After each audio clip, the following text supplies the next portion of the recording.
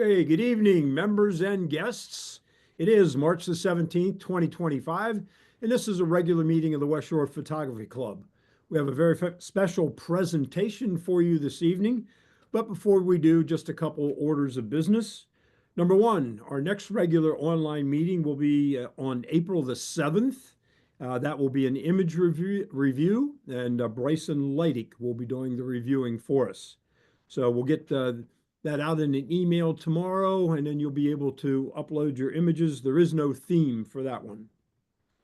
Okay, we've had some activity in terms of trips, so we'll turn it over to Jean Martin to talk about the trips. Hi, everyone. Let's see, we had the mud sale 2 weeks ago. Is Steve on that he could talk about that? I Yes. don't. Can you hear me? Yes. Yes. There was a bit of confusion with the buses, so we kind of missed our meeting point on the timing. But I think there was about 6 of us that ended up going there. And like Dennis said earlier, these field trips from past, my one piece that I got in the Art of the State was from Hopewell Furnace that I got in this year. So you never know what will come up. But this mud sale this past weekend or two, it was like the usual time, and we got some good shots. So hopefully we can do some more stuff like that in the future. You're wonderful. I've been seeing a couple shots on our Facebook page, and everybody did a really nice job. And Mary, you led the group to the cathedral on Saturday. I'm seeing a lot of beautiful images of the cathedral. Do you want to say a few words? Mary, you are muted. I thought I was not muted. Anyway, yes, Elaine and I both led the trip to St. Pat's, and I think there were like 15 to 17 people that showed up. And it's like it's some of the shots you get, everybody's going to be in everybody's way until you get the shot you want sometimes. But there was a lot to take. There's a lot of small things to take. There's a lot of like panorama shots you can take. I think it's a really nice area and a nice venue to take a lot of good pictures. And I think someone brought up having it as an annual event or an annual trip. And if everybody agrees and wants to, I can work on that possibly and get something set up for next year. But it seems like there's a lot that the stained glass is beautiful to take, and the older, just the old feel to the cathedral is very warming to me anyway. So I hope everyone had a good time. I love some of the shots I saw. Thank you, Mary. Oh, I see. I'm at my daughter's house, and I ran out and didn't realize that I do not have Zoom on my iPad. So I'm on my son-in-law's, and I see I have a misspelled last name there. A couple things I wanted to go over. I don't know if anyone noticed, or I hope you did, that I put on the banner for the mud sale and the cathedral trips our new Smug Mug upload link to upload any images that you have to our new Smug Mug website.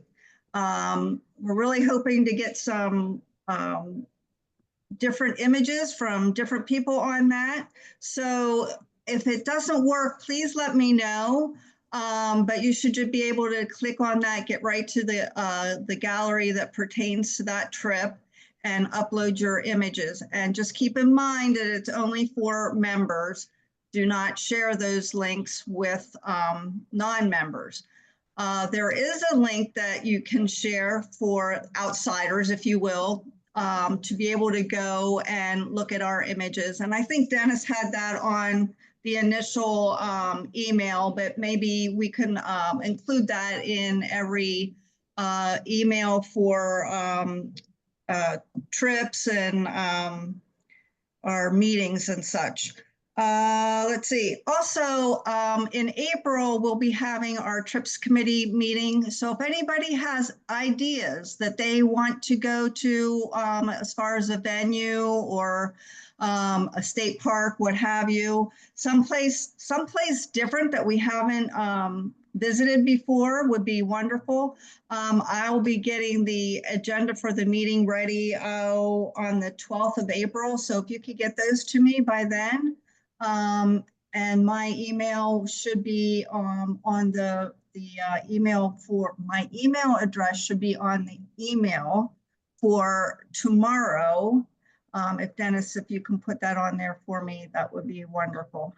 I'm like discombobulated. I have too many people behind me talking. I'm losing track here. Sorry about that. I think that's everything, but yes. And in April, we're going to Pine Grove and Wildwood. And Wildwood is on April 26th, and that'll be at 8 a.m. That'll be an early morning walk. We are still working on the location for the meetup, so that will be to be determined as of right now. Okay, I think that's everything, Dennis. Sorry about that. Okay, thank you very much. I want to extend congratulations to the 3 members who were accepted into the Art of the State. That's Spike Spilker, Steve Boutte, and Mary Eileen Carson. Anyone else that I missed? I need to correct that. Mine was last year, not this year. I thought we were okay. talking about last year. Very good. Okay. I'm All still right. happy with it. Let me take a pause here, and which I don't normally do, but maybe it's a good way to incorporate this into our meetings. Anyone have any questions or comments that they'd like to make at this time? I'll open it up. Yeah, what's up? Wow, you really try. Go, let go. All done. Yep, all done. Okay, I'll mute. Let's see. Okay, let me see, make sure everybody's muted to should be. Let's move on. At this time, I'd like to turn the meeting over to our guest speaker tonight. Our very own Chris Scott is going to talk about programs beyond Adobe. Chris, it's all yours. All right. Thanks, Dennis. And Joe, thanks for having me here on the group. So let me just go ahead and share my screen. I don't like to waste a lot of time. I like to get right into it. But I'm going to go very fast because there are a lot of programs that I'm going to be going through. I am not going to touch every single feature that's found inside of all of the programs, but I am going to touch on a lot of the main features and kind of talk about how the features are similar to what is inside of Lightroom. And then when we get to Affinity Photo, how that represents or replicates a lot of what's inside of Photoshop. So for anyone who's familiar with those programs, then you'll know, that's where the similarities are. But I really want to kind of highlight in today's video, or nah, it's not a video. I'm a YouTuber, by the way. So I say that a lot in today's video. But this is live, so it is not a video. I guess there's a recording. All right, that's enough rambling. So the first program that we have here is Luminar Neo, and this is made by a company called Skylum. And at first glance, it's a very modern interface, and you can import images to it. It builds a catalog. It doesn't necessarily read your images right off of your hard drive, similar to what Lightroom CC can do. Think about this as the Lightroom Classic version, where you have to import your images into the catalog so that way they can actually be found and located. So over here on the left side of my screen, I have some of these folders that I've already linked to the program so that way I can get through to it. But I created an album in pretty much all of the programs just to kind of streamline our discussion today. So, Chris, can I interrupt you for a second? Yeah. Can everybody see his screen? Yes. Very Okay, small. then it's my problem. Sorry to interrupt. No, thank you. I should have started with that. Make sure everyone can see the screen. Thank you for bringing that up. But So over on the left side, I have a album, and these are just some photos that I grabbed really quickly that I think will help showcase some of the strengths of On One or Luminar. We're not in On One yet. That'll showcase some of the strengths inside of Luminar. And I'm just going to go ahead and open up this image here. So by double clicking, you get a larger preview of the image to navigate into the actual editing module. And this photo has not fully loaded yet. So what we'll do is come up to the top of the screen and you can add presets. And Luminar gives a lot of free presets with the software, but they also have a marketplace where you can purchase presets. And some creators make their own, and you can really get some unique looks. But where I think Luminar really shines is in the editing window. So this is very similar to how Lightroom is established with a lot of the tools on the right-hand side, as far as the filters, things of that sort. But what Luminar really focuses on is very simplistic ways of editing the image using artificial intelligence. So depending on how you feel about AI, the good news with Luminar is they don't use your images to train their models. And most of the tools don't actually go to the cloud to produce the AI result. A lot of it is just algorithms in the background. So your images will be safe. If you're doing anything where you're getting paid for the work and you don't want the image to get out, then a lot of the tools are perfectly fine to use for that. And I'll kind of show you some of the other areas where you may want to caution using commercial work or anything that you're getting paid for. Now, this particular image I've already edited, as you can see, and I just did that to kind of streamline some of the tools here so I can showcase it. At the top here, we have a few options. We have tools and we have edits, where when I click on edits, it gives me all of the previous filters that I've applied to this image. And if I click at the very bottom here, I can get to the unedited version of the image. And this is the develop module. So very similar to the basic tone adjustments that you would find inside of Lightroom, where you have exposure, highlight, shadows, your blacks and your whites. The curve is actually built into the develop in this particular program. And then you have some other options down here, but essentially everything that you would have in the basic adjustments tab for Lightroom, that's what you're going to find inside of the develop module here, or develop filter, I should say. And then when we get into the AI, you get structure AI, and this does some really intelligent micro contrast adjustments where it's not applying it holistically across the image. Or it does apply it globally unless you mask it, but very similar to if you hold down the Option or the Alt key and you drag your threshold slider inside of Lightroom. That's essentially what this is doing with the amount and the boost, but you don't really get to visualize it. So you just kind of have to look at the image. Kind of a downfall of the software, but still really cool AI feature that's available. So if I were to turn this off by clicking and holding on this little eye, I'm not sure how well that's coming through over the stream, but hopefully I had cranked these up pretty high just so that way it did actually show through, because I know there's some compression that happens over Zoom. So the next option here, or the next item that I added, was Enhance AI. And this is probably one of my favorite tools inside of Luminar. Whenever I edit in here, this is usually the tool that I go and grab. And there's something about it where it increases brightness, it adjusts the contrast, and it also increases the perceived sharpness. Now, I'll show you what this does by itself here in a second. But this is probably one of my favorite tools. I add it to almost every image inside of Luminar whenever I open the software. But it's literally just a slider.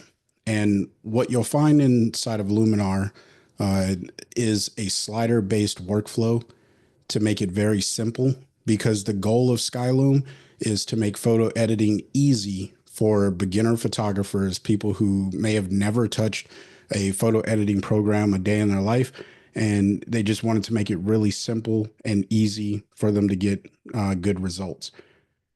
But don't be tricked. You can do some very advanced things with this.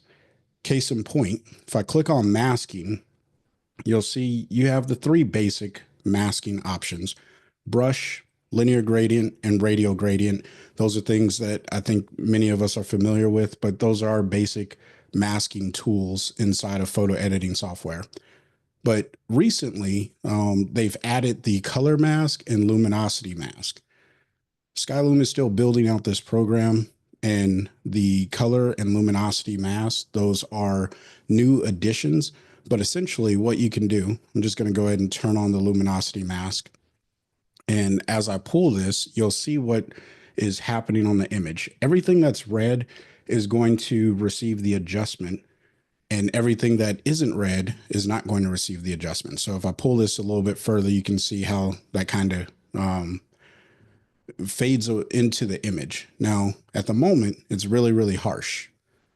If I pull this little arrow underneath here, if I pull that to the left, it starts to fade back into the image a little bit more evenly. And it adds what we call feather in the editing space for. And I'm saying these things. I want to make sure that I'm clear on the capabilities. But for those who use luminosity masks inside of Photoshop, and unless you're using like one of the production panels like TK panels where it's creating the luminosity mask for you, there's a lot of steps to get to the luminosity mask inside of Photoshop. Inside of a program like Luminar, they make it very simple. You just click on this thing and you pull a slider. And that's honestly why I wanted to showcase this, because I think that for those who may be intimidated in doing some of the more advanced editing techniques, Luminar has simplified it so that way everyone has an opportunity to try out some of these more advanced techniques. Although this is relatively limiting because you can't really adjust it as finitely or as finely as you could inside of Photoshop. So I'm going to go ahead and back out of that. And then the color range mask works in a very similar way as well. Once this loads, I can just hover over the photo and you can see that I get a little eye picker and there's a little circle or a swatch in there. I can click here and now it has sampled everything inside of that color range. And if I pull this slider to the left, it's going to refine this, or it should have refined it. So if I pull it to the right, it does a little bit more selection, and maybe that just wasn't the best color to select. So let's select this color. And if I pull this down, it should refine. And my computer may be moving a little slow because I do have all of the software open in the background. But essentially you can select a color, you pull on this range, and it allows you to kind of select and mask specifically to a color range.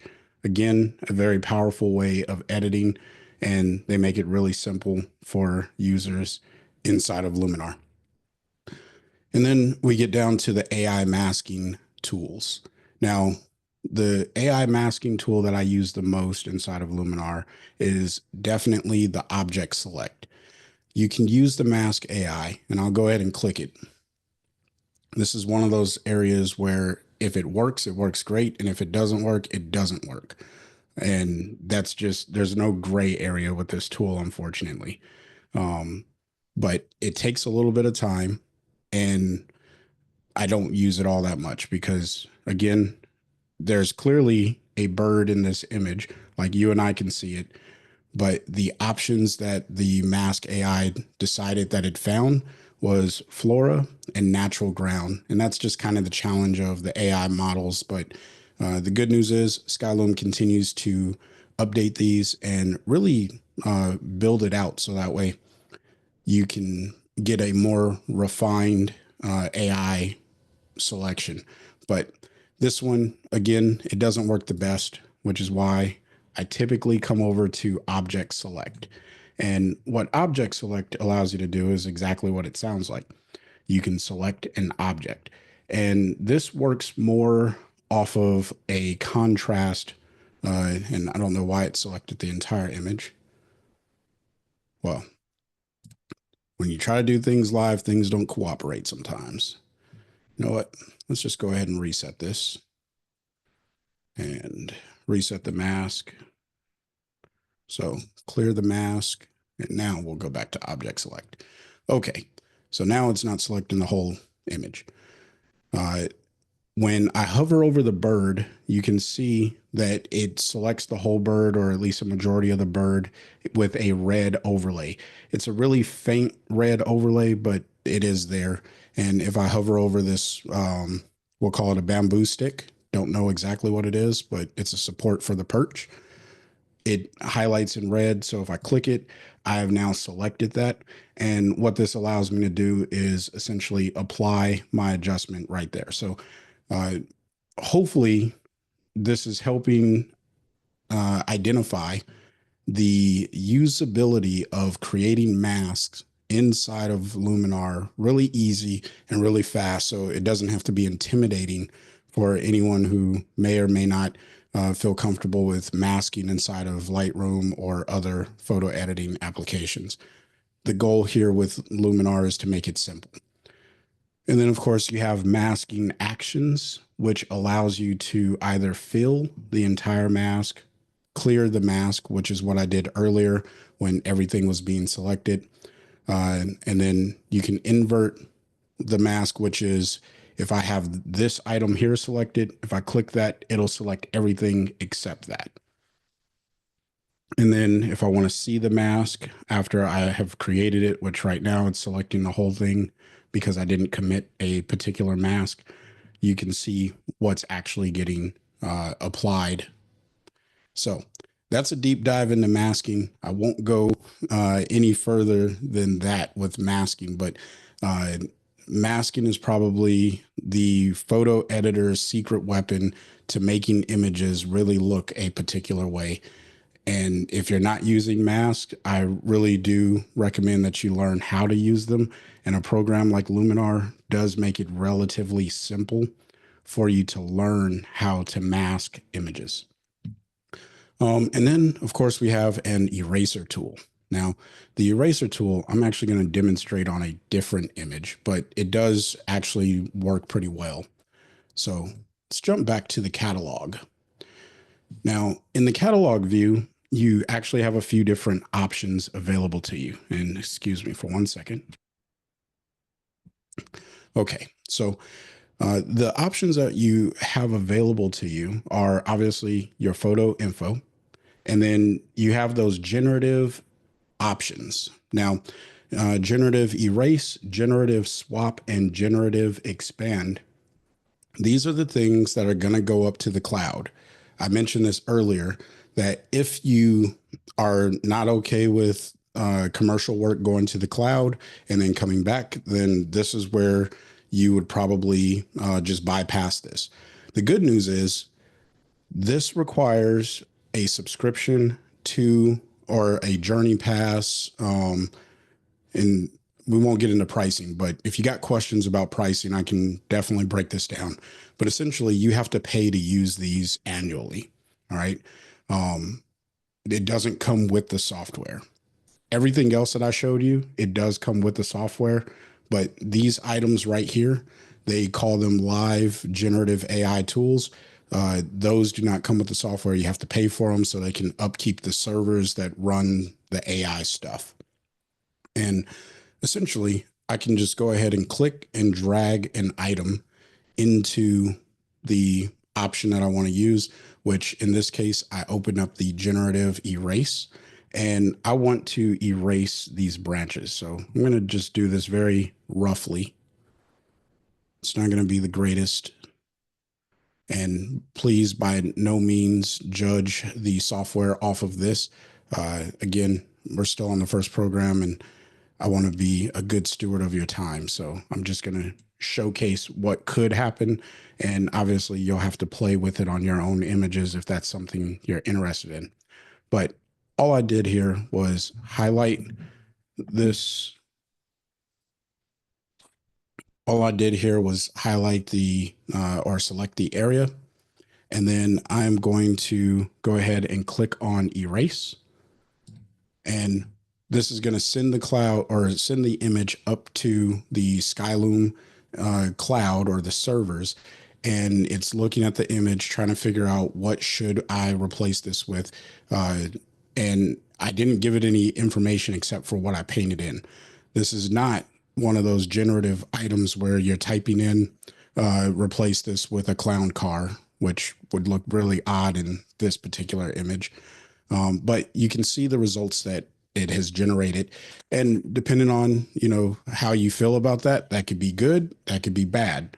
I'm not going to tell you if it is or isn't. That's just the results that you can get. And then, of course, you can hit save, and it'll save this image back to your hard drive so you can start working on it. Now, I'm going to go ahead and hit save because Luminar does have a unique way of saving the generative items.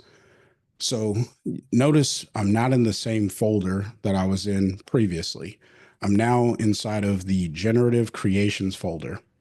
This is on my hard drive. And if you use the generative AI tools that are right here, you will put a lot of images onto your hard drive if you're not careful.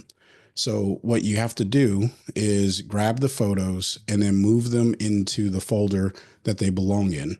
So in this case, this image came from my Myrtle Beach vacation. So I'm just going to click and drag this into day 2 because that's where it belongs. And now it's off of my hard drive and back onto my external hard drive. All right. So lots of information there.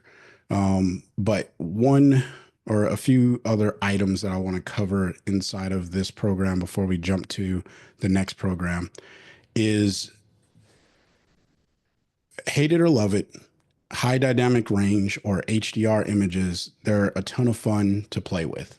Now, I can click and drag this single image into the HDR merge toolbox here.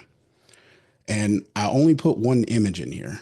Now, when I hit this merge option, what it's going to do is take this one image and really try to make it more dynamic in range. And this is kind of a trick to making HDR images that maybe you didn't shoot multiple brackets, but you want to have the ability or flexibility. So in fact, let me go back to my catalog because we'll do this side by side with the original. So the original is over here on the left. This is the photo that I drug into. So let's just go ahead and double click that. And of course, my computer, there we go. It fully rendered it. So this is the original that I put into the HDR option over there. And then when I click on this one, minus a crop, I guess there was a crop on the other one. But this is the HDR version that was rendered. And now that I realize it, these were both the HDR renders. All right, sorry. All the rehearsing did not fully pay off. I'm human. But for the sake of time, I will likely not be able to find that exact photo. Oh, look at that. It's right here. All right, let's go ahead and drop you in here. Okay. So this is the original image.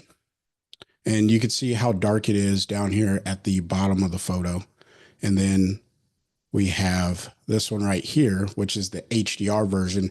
And you can see just how much more dynamic range I got based off of throwing that into this HDR merge tool. So that's really what I wanted to showcase there. And then the last thing, which uh, Luminar Neo comes with the ability of creating panoramic photos. So if you're not familiar with a pano, that's essentially taking multiple images, going across a scene, and then giving them to a software like Luminar and saying, hey, go ahead and stitch these into one big image for me. And that's what this photo is here. Now, hopefully this looks familiar to everyone on this broadcast, but if it doesn't, this is Hershey Park, and I was across at Hershey Gardens.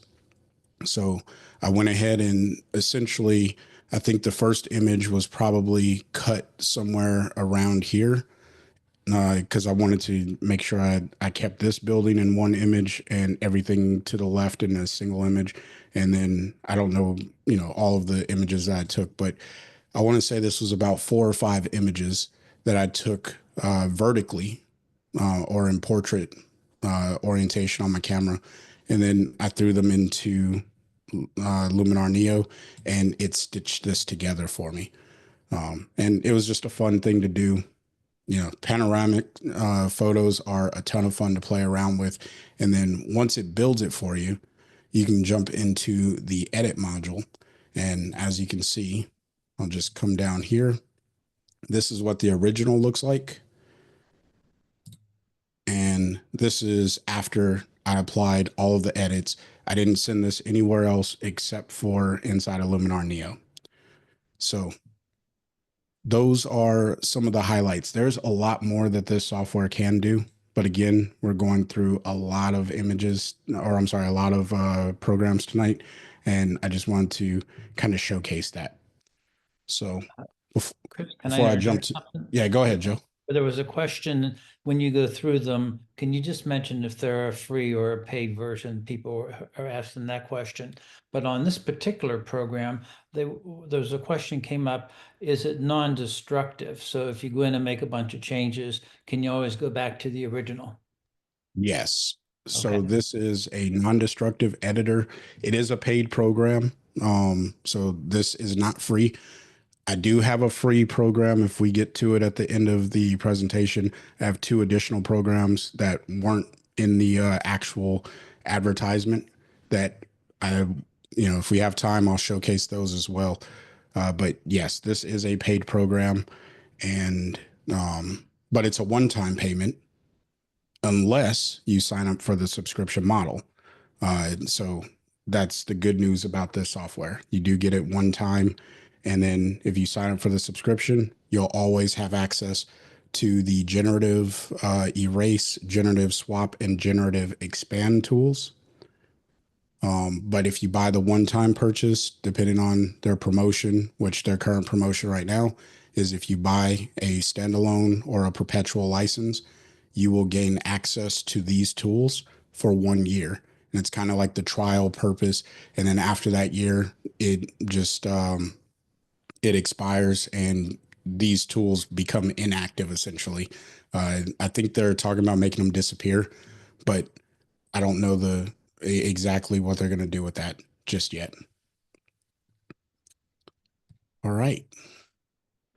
So again, we didn't touch everything that this program can do, but for the sake of time, we're going to jump to our next program. And since this, actually, let me close that out. All right. So next program is my personal favorite. All right. If there were any programs in this presentation tonight that I have a bias towards, it is On1. But that doesn't mean that it's the right program for everyone. In many cases, this may not be the program that is right for everyone. But I would be remiss if I didn't at least disclose that I am a huge On1 fan, because this is my software of choice. So we'll go ahead and get started with this. So the first thing, let me go back. Sorry. So I'm actually inside of an album, and On1 is a paid program. All right. It is a one-time payment or you can sign up for a subscription model. That seems to be a very common theme in the photo editor space right now, where you can purchase a program or subscribe to it, with most people or many companies leaning more towards the subscription model as opposed to a perpetual or one-time payment. But On1 does come with a one-time payment, and there are a few different options. I am using On1 Photo Raw Max. And what that means is I can use this as a plugin to Photoshop, Affinity Photo, Capture One, Apple Photos, many programs that if they allow for hosting of a plugin, then I can use On1 as a plugin.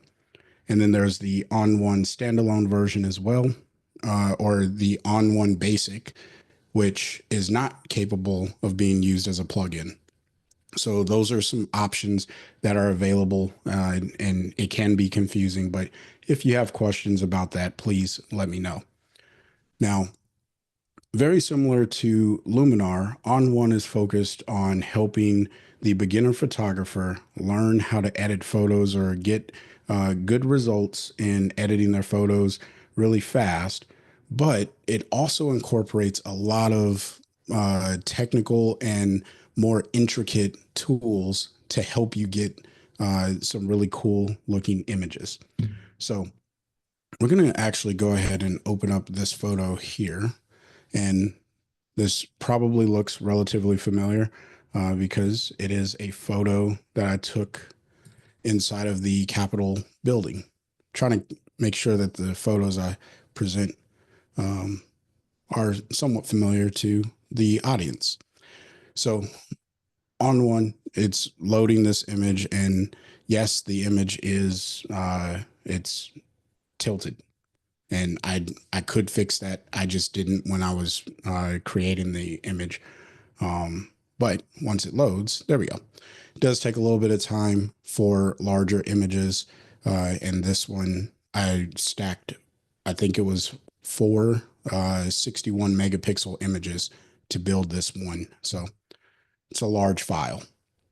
Nonetheless, what On1 allows us to do is really edit this image quickly. So I'm just going to go ahead and save this. So this is what's called a snapshot. Luminar, or I'm sorry, Lightroom and Photoshop allow you to create snapshots, or I guess Camera Raw allow you to create snapshots. And that's essentially a history merge of all of your edits. So if you want to go back to the original, like I want to do right now, then I can still get back to my edited version by clicking on this final, and it'll load because there's a lot of tools that are going on, and probably should not have done that live. But the challenge with my computer is it does take up a lot of memory. All right. It's a phenomenal program. I love it.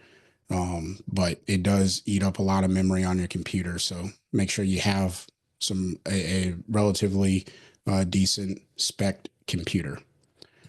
So we'll go back to original so we can kind of talk through some of the tools in the editing workspace.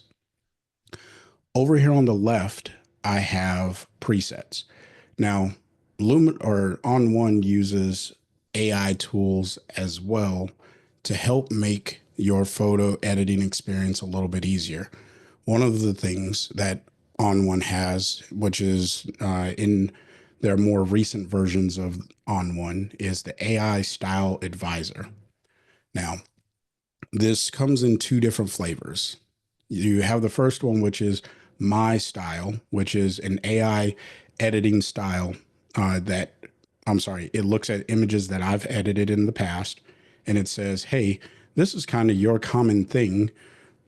Maybe you want to do something like this. And it gives you a few options to select from.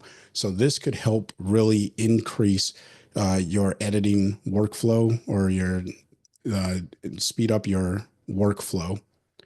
But what it also has, in the event that you just don't have enough photos edited inside of On1, it has the On One Team AI Style Advisor. And what this is essentially a tool where On One has come up with some very common looking presets, but it looks at your image and it actually determines what filters you should apply. So let's say I really like this one. That's definitely a look here. So I'm going to go ahead and click that, and you get a pop-up that just says you're going to remove all of the effects that you already have applied. In this case, I went back to the original photo, so it doesn't really matter. I'm just going to go ahead and click don't show me this message again, and I'm going to say yes, go ahead and replace those. Now, this is where On One differs from most editing software. On One works in a unique editing workflow. The first level that impacts your image is develop. And if I open up tone and color, you'll notice none of these sliders have actually changed inside of the image. But that's the first step of editing. But obviously, there's something that happened to this image. So where are my effects? The next step that impacts your image is local. Now, this is very similar to the masking inside of Lightroom, and you can create local adjustments. So if I open up the local, and by default, it's always a -1 of exposure. So let's say I don't like these stairs being so bright. I can just paint right over the stairs. And of course, I probably have my flow really, really low. Sorry, working on a different image. And so we'll just go ahead and bring that right up. And you can see how I'm impacting the stairs here locally, just like you would with any other mask and brush. But the cool thing about this is if I come up here to the top, I have a few more masking tools available to me. The brush, which is what I just used, pretty straightforward. And then I have the gradient mask, which is like the linear gradient, so no different there. But one of my favorite tools inside of the masking options is the Quick Mask AI brush. And this works very similar to the AI brush or the AI masking tool that we've seen inside of Luminar. But in my opinion, it works a lot better. And the reason why I think it works better, I'm just going to go ahead and click it, is I can click and drag, and the AI algorithm is going to read the image and figure out roughly, and usually it figures out pretty well exactly what I want. So I want to select the American flag over here on the left side. So I'm just going to click and drag, and you see I get this little box. And then if I let that go, it just selected the flag. So I really love this tool. This is how I make a lot of my masking selections now. And obviously, it also picked up a little bit of the plant in the background, and I could easily brush that away. But I get a lot of really quick selections using this tool. And you can see it also selected the stair there. So let's say I want to select the staircase. I can click once to select the bottom portion there, and then I can click again and it will select the top portion. Now, what's unique about the AI for On One is none of this goes to the cloud. So all, with the exception of some other tools, but you have to purchase a Stability AI account, and that's for the generative tools. But none of the, even some of the other generative tools, it'll work local to your machine, never sending it up to the cloud. So that means AI is not being trained on your images at all. And this is one of the reasons why I really enjoy working with On One.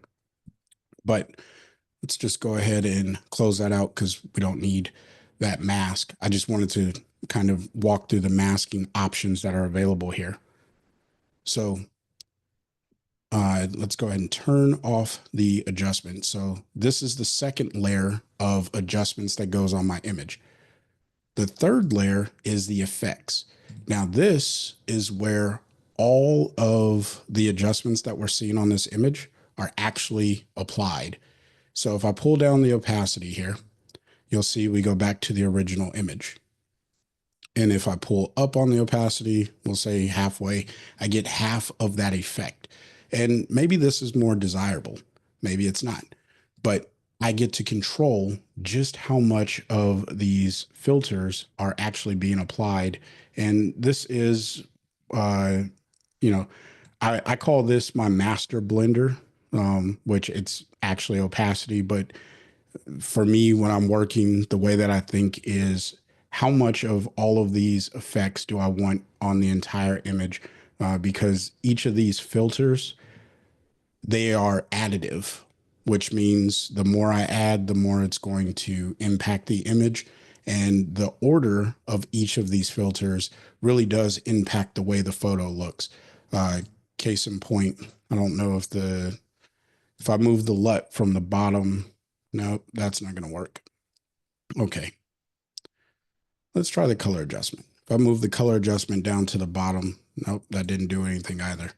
So let's add a filter. We'll add something that's really going to make it obvious. So I have a photo filter, and if I move this over the sunshine, it's going to give it a darker look because the sunshine filter isn't actually brightening the image. But I'm sorry, it's not brightening the blue filter that I just added. But if I move this underneath the color adjustment, now the color adjustment is impacting the blue filter. And again, this is one of the unique ways of editing inside of On1. And this is very similar to what Photoshop editing is capable of doing. But in my opinion, it's a little bit easier to use than Photoshop because Photoshop can be a little intimidating at times. And I think that, once you understand the flow of the effects, then it gets a little bit easier to adjust your photos and really stack these filters appropriately. So we'll get rid of that one because I don't want a blue photo. And then we have quite a few filters here. And some of these are older filters that probably don't get used anymore, like the skin retouching tool. There's other ways of retouching the skin, and maybe even the vintage filter. It's up to the editor. You get to choose, but there's a lot of really new filters in here. One of those being the match color filter. Now, this is a very popular, it's a popular trend in the editing space right now to take a photo and then take the colors from that photo and overlay it into your image intelligently. So I'm going to use one of the presets here by clicking on Medusa, which is the preset. If I turn it off and turn it back on, you can see it's just darkening down the photo. But On1 does give us a little bit of flexibility. And I recently did a video on my channel talking about this. So if this is something you're interested in, then please go check that video out because I go into more detail.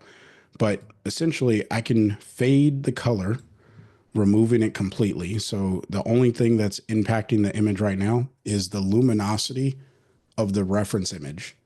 Because the reference image is darker, it's going to make my photo look darker. If I crank this up, my photo gets even darker. And you can kind of just play around separating light and color to get a color grade on your image, all using a slider workface or workflow. You don't have to know much about color theory. You can just say, you know what, that image looks pretty good. And I think it's very similar to an image that I'm working on. I want that type of color and tonality in my image. You go ahead and drop that on there and you can go and have at it and just play around with the filters here and figure out what works best. Now, where On1 goes one step further is the ability to use blend modes. And if you're not familiar with blend modes, that's okay. But if you are, then you know that blend modes are a way of really helping you get different looks on your images, and in some cases, correct some issues in your edit. So if I click, and there's a few different ways of getting there, right? So I'll click the match color filter, and then in my toolbar up here, I can click on blending, and now I have a option with a drop down for blend modes. And if I just use my arrow keys, I can kind of cycle through these blend modes to see which one I would like.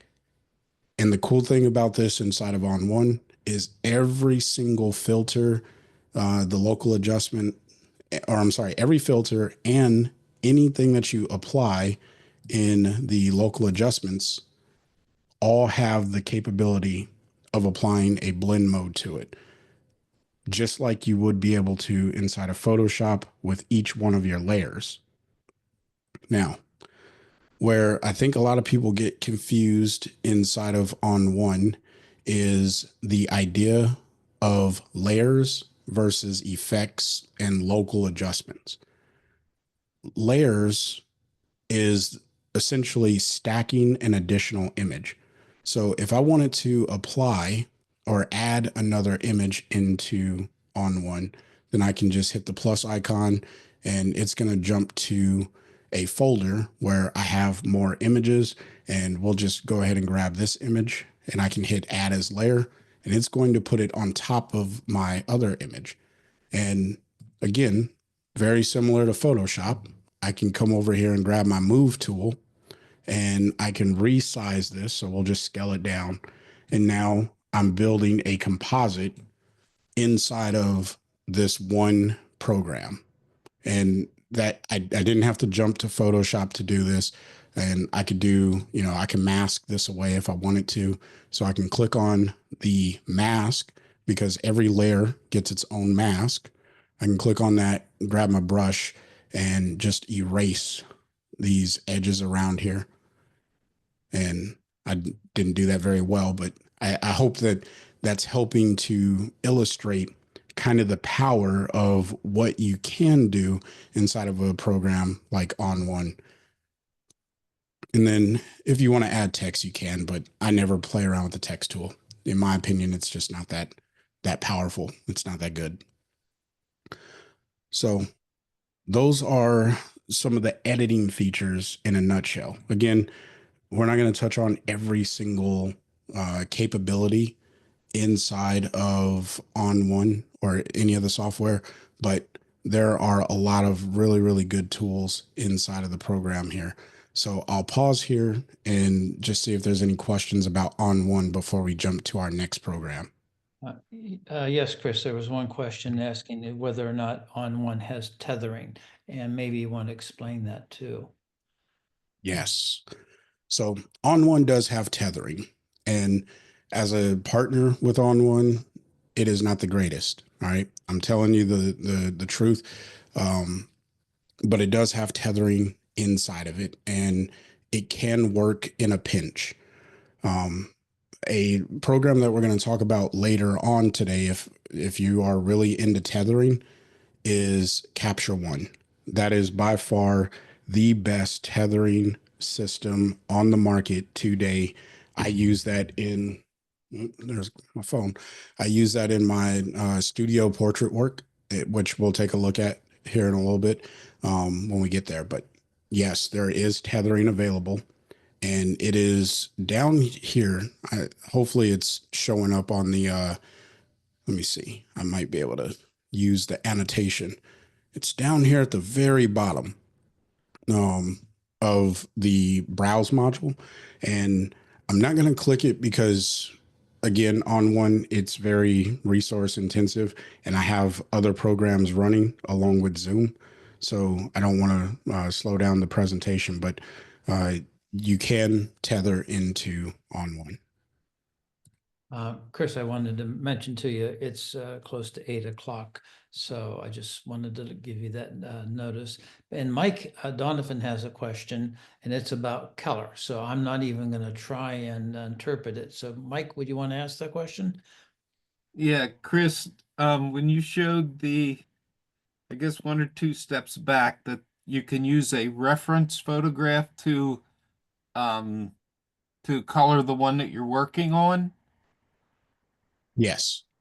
Can you drop one of your own photographs into that window to use as a reference? Yes, you can. Okay, thank you. Yep. All right. So I will move on to the next program and I will be way more concise with that because these are what I would call the two beginner to intermediate and even advanced programs, depending on, how much you use the tools and get familiar with it. Luminar and On1, I think that, if you're looking for an alternative to Lightroom, which again, I'm not trying to persuade anyone to leave Lightroom. I think that those two options, Luminar and On1, are definitely great options. Minimize that. And so the next option is kind of more of the middle of the road. And this is a program called DxO Photo Lab. And it's ran by the same people who created the Nick collection, if you're familiar with that. Now, this one is a more straightforward photography centric editor. There is really no AI involved in this. So it's all manual editing. So if I go ahead and click on this image here and come over to customize, again, I'm not going to walk through every tool. I'm just going to kind of give a quick overview. You get some light adjustment tools here where you have a curve, tone curve, contrast, and the DxO Clearview Plus is actually a pretty cool tool. It just helps draw out some of the less visible items in your image in a more intelligent way. And then also DxO Smart Lighting. It just helps relight the image without overexposing the image and making it just look not so pretty. But you also get color. And if you are really big into color, I think that DxO is going to be one of those great programs for landscape photographers who are really trying to get color pulled out of their image. Because the color space, you can go DxO wide gamut, and then you can choose. And I have a few different options in here because I also purchased the film pack. But you can choose by camera body. If you happen to have a preference of camera body, you can choose a lot of different camera bodies in here. And you can see we have Leica, Nikon, Olympus, Pentax, Sony, and then even some Samsungs in there in phase one. You could really go to town when it comes to the basic raw generation or processing. And then you can come down here and you can select a different color. So if yellow is not the color that I really want to target and I want to make a very specific adjustment, I can click, let's say right here. And of course, it selected a blue color, but notice it actually changed this from yellow to blue. So if I reset this, you'll see that it's yellow. And then if I come over here and I want to find something, so this is like a darker green, maybe a blue green color, and it's now changed that yellow to this color range. So it's a very powerful tool for selecting colors, and then I can change the hue of that color range, which it's hard to see right now. But if you were in front of the computer, I promise that you could see that. And the other claim to fame for DxO Photo Lab, at least Photo Lab 8, is the ability to really clean up noise in an image. And that happens right here with Deep Prime XD. Now, I don't have any really noisy images prepared to show, but this is one of their claim to fames. And then they also have a lot of lens profiles. So if you have some unique camera lens combinations and you need like more accurate corrections than what Lightroom would be able to provide for you, you can actually download where it says DxO, and I'm sorry, clicked the wrong one. So right now in the photo library that I have available, It says Nikon D3400 and some AF, this lens and camera combination. I'll spare you the long naming here. I can download that camera and lens combination that I'm missing, and it will correct the image more accurately than using a generic lens correction method. So if you have a lot of distortion, vignetting, pincushion distortion, whatever it may be, DxO usually has a camera and lens combination that you can download, and they do work very well. So I'll pause here because, we got through 3 of the programs, and there are 2 more, but I want to be a good steward of time. So I'll ask if it's okay to proceed, or if we want to pause Yeah. here. And I think if anybody needs to leave, they could, but I think we're within our timeline. So yeah, I think going for the other 2 would be good, particularly the free one that you mentioned. People would maybe want to see what that's all about. okay, then I will jump there now. So this program is actually called Darktable, and I used it many, many years ago. This is a open source program. If you're familiar with open source, uh, what's the word that I'm thinking of? Open source codes. Essentially, this means that a community of people come together and they provide input. And if they can write the code, then they do. They offer it up to whoever is managing the project, which, Darktable, if you Google it, it's you'll come to the website and you can read all about the open source item here. But when you open it, it looks pretty much like Lightroom. They went through a good portion of trying to make it look like Lightroom. Now, I am 100% not the most savvy with this program. I used it many years ago on some very early iterations, but it is a pretty good program. So if I click here, and I think I double click to get into what is called the dark room, which is essentially your develop module. And you have a lot of filters over here that are available to you. But to get to them, it gets a little tricky. And if this is something that you're interested in, I highly recommend that you go and look at, there's some YouTubers. If you type in Darktable, there's a gentleman by the name of Rico, and Dennis and Joe. I do have a Google Doc that I can send a link to you that we can add to the follow-up email. So that way, anyone who wants to go and look at YouTube channels for these programs that I'm showcasing, they'll be able to just click the link and watch videos from creators who are more knowledgeable than myself, specifically on this one, just because I wanted to share it. And I tried to learn as much as I could, but my knowledge is limited. Well, Chris, But that'd be very helpful for all the programs that you just mentioned. So that'd be great. Thank you for doing that too. But absolutely. okay.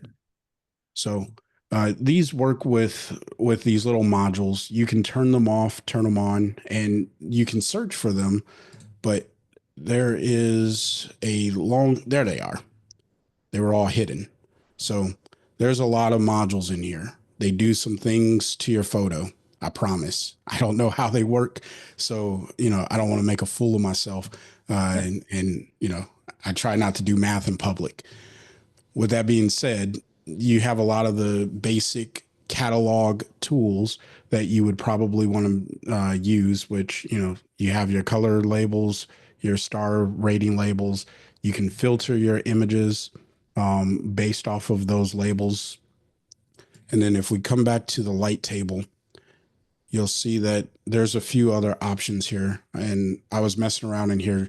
There's a metadata. So you can edit your metadata if that's something that you're really interested in. But again, I highly recommend watching the YouTube videos if this is something you're interested in, because people are making amazing works of art inside of light or Darktable. I'm just not one of them because I haven't used it. So That's probably the fastest demonstration that I have for you tonight. But the next one, we already went over Photolab. So the next one is Capture One. Now, I didn't have that one open because On One and Capture One on my computer, it does bog down the computer. So, of course, it opened on my second monitor. All right, here we go.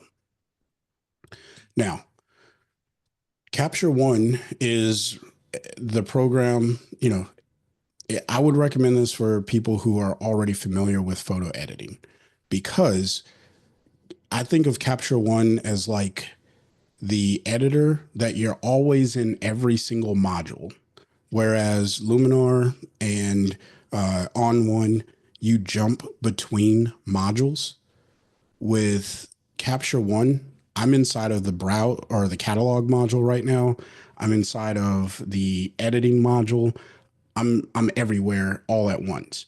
And the reason is because there's customization. You can customize your editor. So if I want to have my histogram out here and just really, really big, I could do that. And of course, I could drag this to another screen. But let's say I want to go and find a different image. I'm going to use the keyboard shortcut of G. That brings me into my browse module or my catalog module. Again, I'm always in here, because if I were to click on this photo right here, you can see that my adjustments, they just changed. So let's say I increase the exposure. That little thumbnail just got updated. And then if I click on another one, I can, increase the brightness or do whatever I want to do, right? I'm always editing. I'm always doing something with a photo inside of Capture One. And that can get you into some trouble if you're not familiar with, or if you're not aware that that is how Capture One is designed.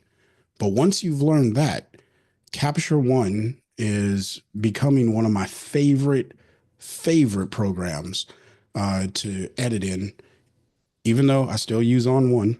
On One is, I still have a very soft spot in my heart for On One, but Capture One for the tethering capability. So we're going to come back to the library, and I did not actually put a tethering option in here. So I apologize. I was supposed to put a headshot photo shoot in here, and I never dropped it in there. But you know what? Here's what's cool about it. I can open up a session. So I'm just going to go to open, and I'm going to open up a session. Now, Capture One works a little bit differently than other editing applications, because inside of Capture One, you get what's known as, we'll go client. No. Where's my cat? There. All right. Sorry. I can't walk and chew bubble gum at the same time. All right. And we'll go with this one. That's all right. So inside of this folder, I have a headshot session of my wife. This just the one that I have on the hard drive right now. But in here, I have the session folder, and then On One, or Capture One, creates all of these subfolders. And inside of these folders is where everything lives. So if I click this and hit open, yeah, I'll upgrade it. I upgraded to the recent version of Capture One. So it's asking me if I want to upgrade that catalog or that session. And no, I don't need that backed up. All right. Of course. Did I move those images? So I probably, this is a terrible way of presenting it. I think I moved the images out of the capture folder, and that's why these photos are showing big question marks. All right, well, let's go back to the catalog. Sorry. We'll go open recent, Free Will Photos master catalog, and we'll go back here, because Capture One is still a phenomenal software. if you are into portraits and tethered shooting, be it still life, whatever it may be, you can just do so much when it comes to tethering.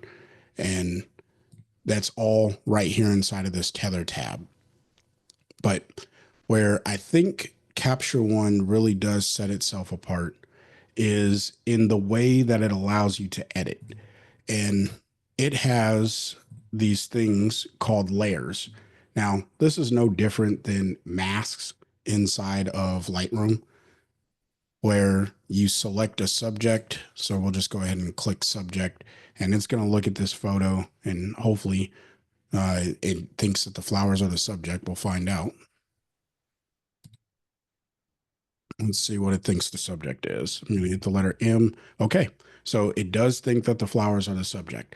And I can edit this, however I want. So maybe I want to increase the exposure on them and the contrast. I could do all kinds of stuff in here.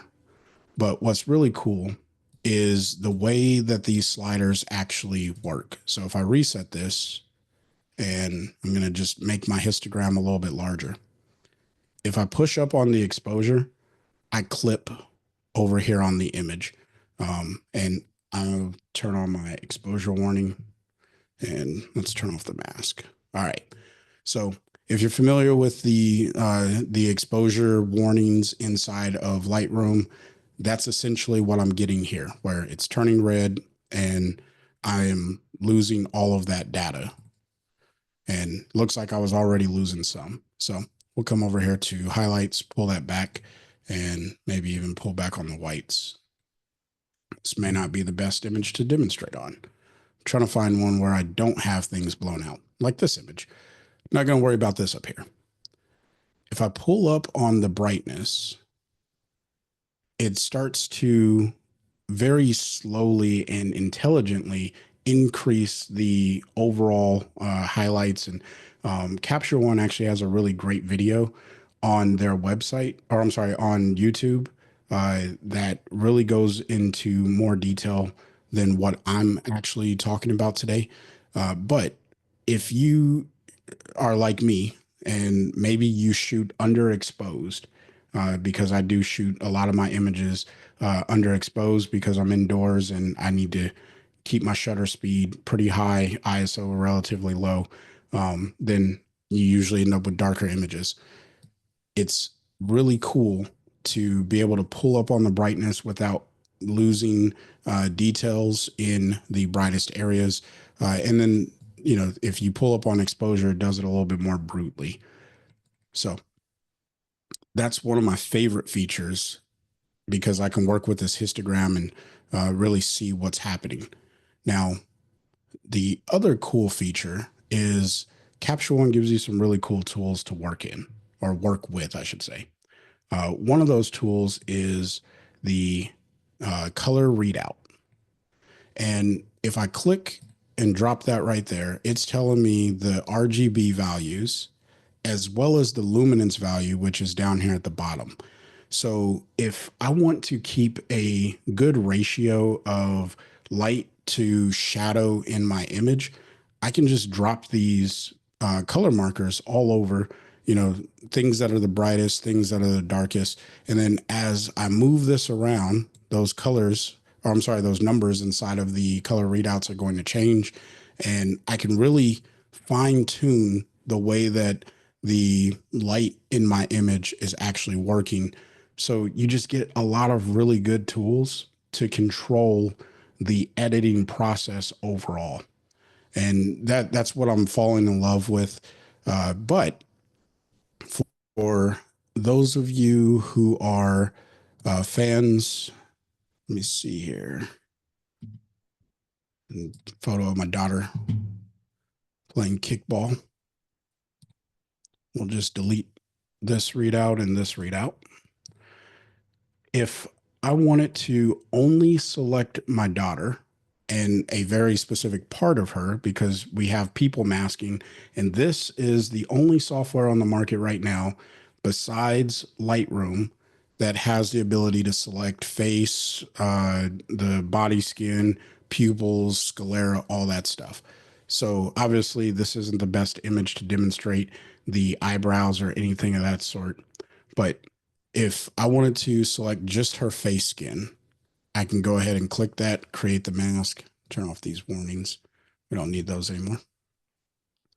And I'm just going to go ahead and click the mask and hit the letter M, and we'll see how well it did. And it did a really good job for this type of image, where I can now edit just the skin on her face. And obviously, this is really designed for those portrait shoots. And, you know, if I had that headshot session, this would definitely be a better showcase of that. So I do apologize that I didn't have that queued up. But hopefully, you know, again, the whole point of today's session is just to get you familiar with options that are available. And then when you get access to that Google Doc, you'll be able to go do a little bit of a deeper dive into what's capable in each of these programs. Now, Capture One also has a really it has a mobile application as well. And to be fair, the other three programs minus Darktable, the other two programs, they have access to a mobile application as well, but they're not as good as Lightroom. I'm just going to be honest. If you are a mobile editor using a tablet, Lightroom has really developed kind of a market and a niche around their mobile editing space. So that's something to be aware of. But I know that I didn't touch on a lot of things inside of Capture One, but we do have one more program. So I'll pause here for any questions, and then we'll move on to, yes. Quick question. What's a session?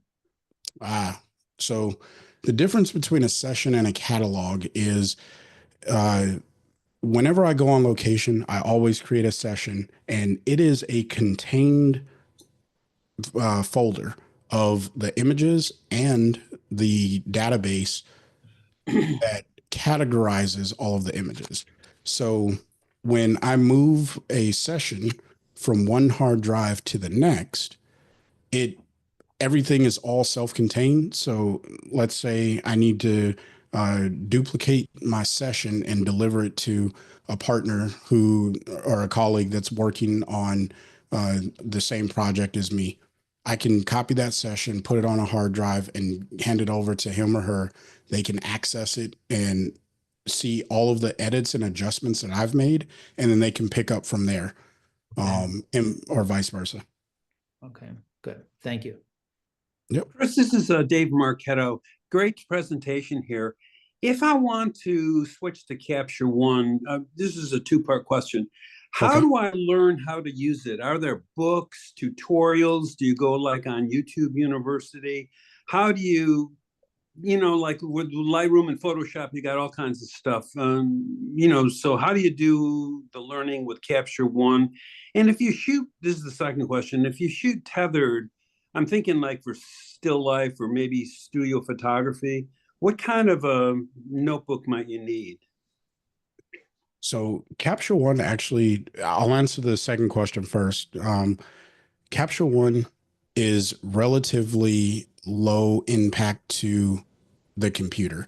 The reason why I had to close it and keep it closed while I was using the other software is because I had a bunch of programs running, but it is relatively low threat and resource intense.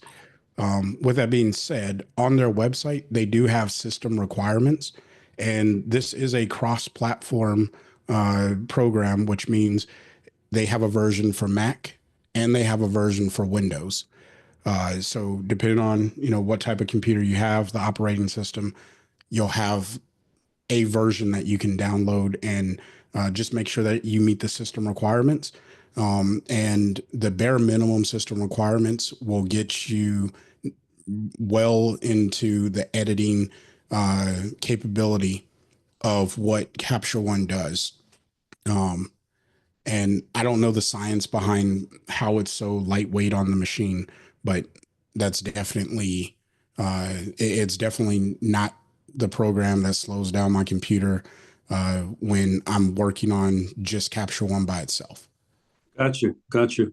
And are there tutorials or books or in terms of the learning curve, Chris? Yes. So Capture One, they actually have a certification course. It's geared more towards those who are working as photo editors inside of a fashion or on a main, on a production set.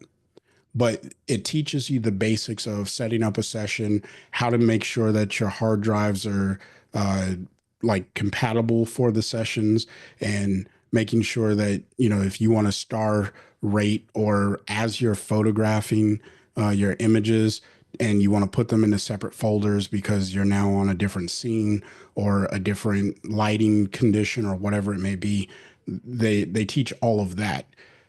When it comes to the editing side, they don't teach the creative aspect of editing. They teach the basics of this is where exposure is.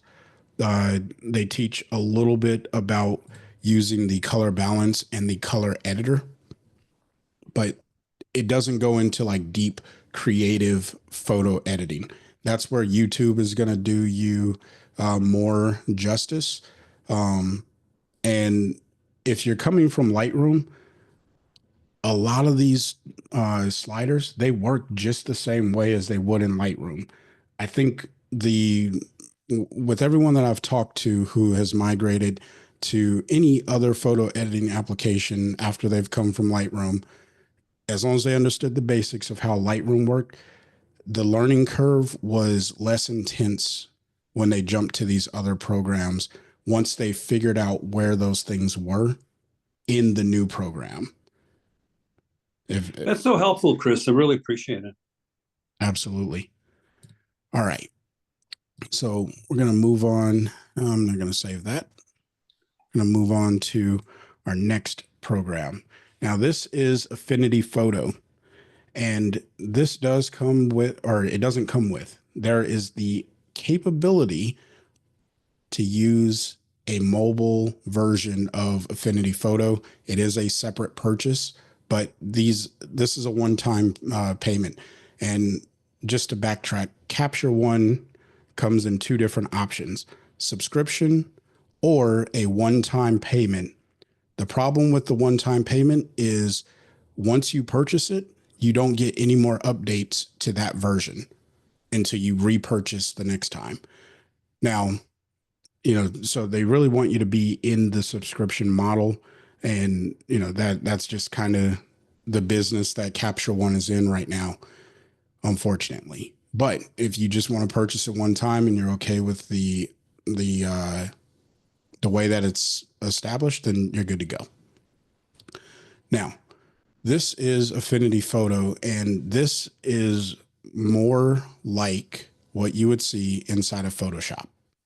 I like to call this like the Photoshop copycat, but it's a little bit easier to work inside of, and because it's a little bit more user friendly. So first thing that I like to do whenever I come in here is duplicate my layer. And this is like just a safety thing. This is almost, what's the word? It's like normal behavior or business, like whenever you work inside of Photoshop. So that's what I do. Standard procedure. That's what I was going to say. Now, similar to how Photoshop has Camera Raw, Affinity Photo has the develop persona, and that is this guy, right? Nope, not that one. There it is. So it's this third icon in the upper left. And this essentially is allowing you to edit a raw file or do what you would normally be able to do inside a Camera Raw. Now, if I were to drag and drop, let me just showcase this really quickly. If I were to drag and drop a raw file into Affinity Photo, it opens in the develop persona. So very similar to what Photoshop does. If you drag a raw file into Photoshop, it opens up in Camera Raw. So same thing here with Affinity Photo. And you have all the basic stuff. So I'm not going to go through this. It works relatively fine. What I think is cool about Affinity Photo, and this could just be because I'm into video editing as well, is you get some different types of scopes. So in photography, we're all mostly familiar with the histogram. But if you are into video editing, then you look at things a little bit differently, and waveforms. So, and then you also get a vector scope. And vector scopes are very fun to play with when you're editing for portraits, because you have this skin tone line, which may be hard to see on the screen there. But this little diagonal line, as long as you get the colors kind of aligned with that, you're probably going to have good skin tones in your image. And obviously for someone who does headshots like myself, this really does help out. And I do like that tool. But you also get the RGB parade, and this is just helping you balance the luminosity on all of your color channels. Now, this is definitely one of those things where you have to be or I only recommend this to the advanced users. Like, you have to have some history in photo editing, primarily using Photoshop, because there is a lot of capability in this this editing or this photo editor. But once you've edited your image, you can hit develop. It brings you back into the Photoshop-esque workspace. Now, obviously, this is a raw file that I just opened, so I did not duplicate this one. So I'll just go ahead and duplicate it. And from here, it works very, very similar to Photoshop. If I wanted to make a selection, they recently added the AI selection tool. This does not go into the cloud. This does not train your images with AI. It's all local to the machine. So if I hover over this, you see I get like these little diagonal lines. And if I click that, they turn green. And now I have made a selection. So if I want to mask this out, I could just hit the little mask icon. And again, this is very much like using Photoshop. Let me just go ahead and turn off the background there. And you can see I have now successfully cut this out of the background. So, and what's cool is you get these little drop downs. And, you know, if I don't want to see this anymore, I can just go ahead and hit clear mask.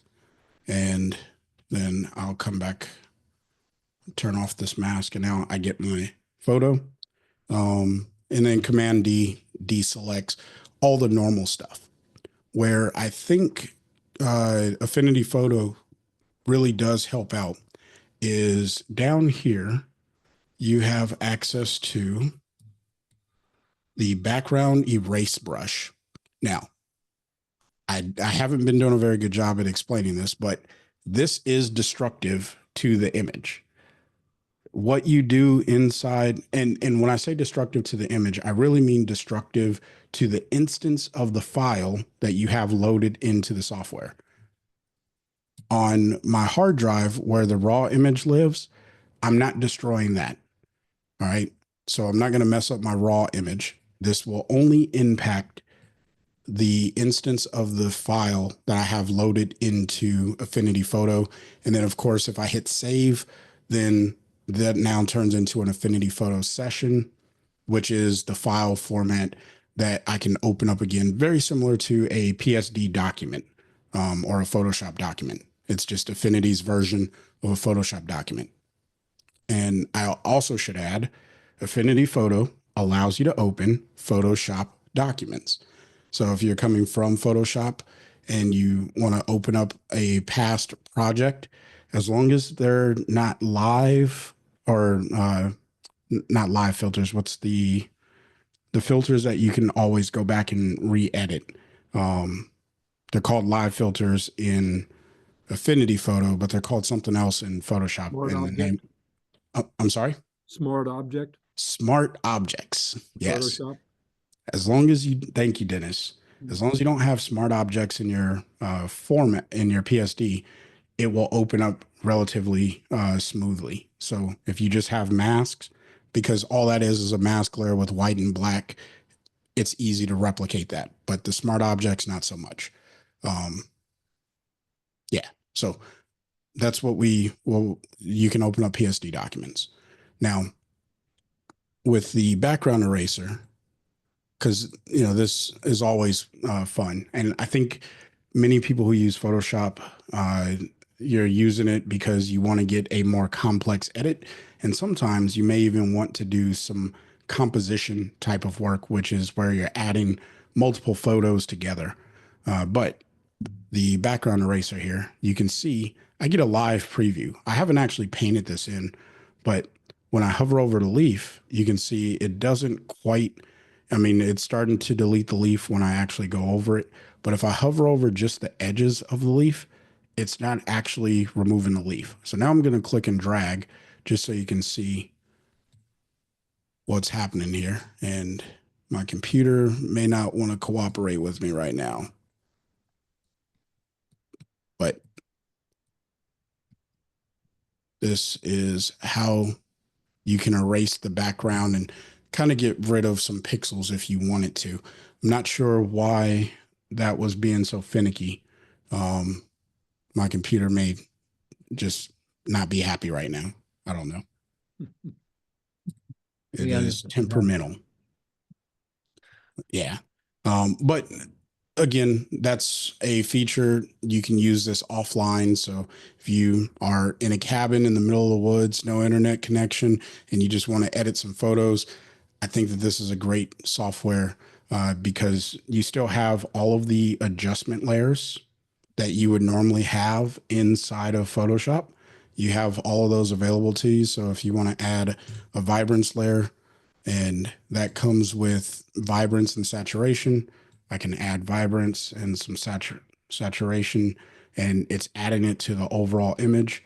If I only want that to one part of the image, I can add a mask to this by clicking the mask and then grabbing my brush tool. Why are you not selecting the brush tool? There we go. And then I can hit the letter X, or I'll just click white, and then, or I guess we'll go with black. I don't know what's going on with my computer, but you can see I can just paint that away and make it look however I want. It's a great mask there. So very much just like Photoshop, does all the same stuff. It's just a one-time payment. And you also get updates to this for the lifetime of the version. So it's currently on version 2. And since I've had this version, I think I've received 5 updates to it. And they just add new features to the software. So you're always getting new features. And I think it's just a phenomenal piece of software. Okay. So I'll pause here for any questions. I'm gonna make a comment. How Yeah. on earth do you know all this stuff? My God. I mean, there was so much detail you went through. It was I agree. phenomenal. I'm trying to keep up with Lightroom and Photoshop. and Yeah, it's pretty amazing, exactly, Chris. Oh, this is fantastic. You got a great mind. So I'll be honest. I am a digital editor more than I am a photographer.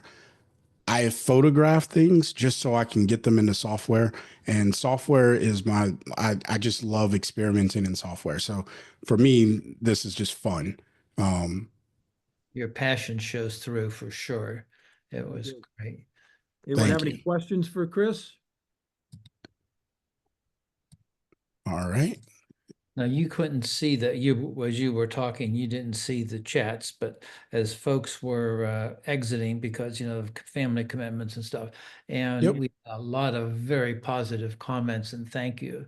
There's sort of like my reaction too of like, wow, how do you know that? That was great. Yeah. That was Yeah. a Thank you very really much, good Chris. overview. Yeah. Hey, No, Chris, thank you, can I Chris. ask you a quick question about Capture One again? absolutely. Um, so I use Lightroom strictly and not Photoshop. So I guess I'm trying to, this is a naive question, but I'm trying to get an idea of where Capture One fits. Is it sort of like a Lightroom and somewhere in between Lightroom and Photoshop, or is it more comparable with maybe Lightroom or Photoshop? I'm trying to get an idea because I think I want to switch, but I didn't know what I'm don't know what I'm switching into. Absolutely. So if we're going between Lightroom and Photoshop as the options, then I would say it leans more towards Lightroom. However, Capture One is its own thing. It does things unlike other photo editors, but it is primarily like a Lightroom alternative than it is to Photoshop, because it Gotcha. doesn't work the same way as Photoshop does with, like, there's no baked in effects, whereas Photoshop has effects. It has the blur gallery and all those things that you can add to your images. Capture One, it only has the modules that you would normally find inside of Lightroom. That's So yeah, that's very helpful. Thanks so much. I'm like others. It's just amazing. It's somewhat like learning languages, I guess. You're multilingual, and I'm just trying to babble with Lightroom. So yeah, I mean, you have a really really a knack and a facility for these software languages. I mean, it's just truly remarkable. I have all I can handle right now with Lightroom and thinking about Capture One, I guess. yeah, no, absolutely. Now, if I may, this is just, I'll do a very brief overview of this photo editing software. This one is for Mac users only. But the benefit of this is literally, like, out of all of the programs that I just showed today, this one resembles Lightroom more than any other program on the market. And the reason is because it's integrated with the Apple software. I created this particular image inspired from the last Jay Cohen's. meeting that I'm sorry? Jay Cohen's. Yeah. So I just found a photo in my library and said, you know what, I'm going to try and make one of those. And this is what I came up with. And it was all done inside of this program here. I didn't have to go into Photoshop or anywhere else.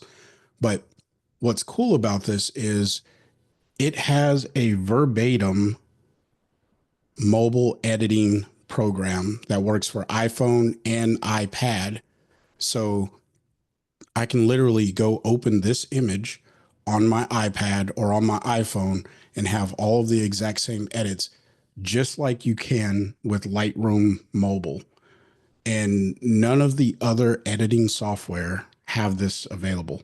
And this is Photomator or Photomator Pro. Now, the reason why I save this to the end is for two reasons. One, it's only for Mac users. There is no Windows version. All of the other programs, there is a Windows version. And in some cases, even a Linux version. But for this program, it recently was purchased by Apple. And I don't know if anyone's familiar with Apple's acquisitions. Sometimes they purchase things just to kill them. And I hope that that's not the case with this software, because this software is a ton of fun. I really enjoy using it, especially on my iPhone. But if they integrate it and you are an Apple user, there's the possibility that this becomes, the standard editing application for Apple devices, or it'll become a one-time payment that's integrated even further with Apple devices. So time will tell on that, but pretty much pound for pound, what you could do in Lightroom, minus the camera calibration, because none of the programs have the camera calibration tool. But pretty much everything else, pound for pound, this program, Photomator, can absolutely do. And I have a ton of fun playing in here. It yeah, it's a phenomenal program, but I will leave it at that. Thanks. Okay. Anyone have any questions for Chris? Chris, how much is this Photo Maker Pro through Apple? Do you know what their cost is? So I think it was $50 or $49.99. And the price changes, but I think when I purchased it, it was $29.99. And I'm going to get you the right answer right now because